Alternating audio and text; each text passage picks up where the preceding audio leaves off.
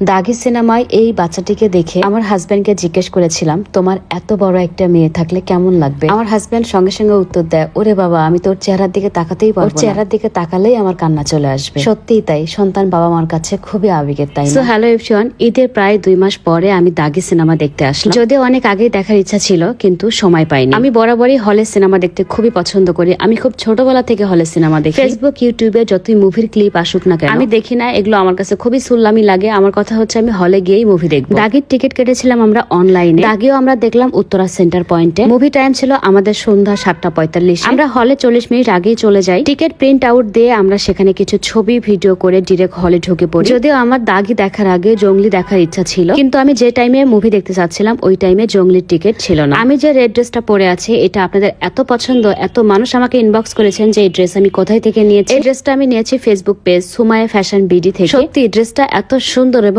পরেও বেশ কমফোর্টেবল, একদমই পার্টি ওয়ার একটা ড্রেস। আপনারা যে কোনো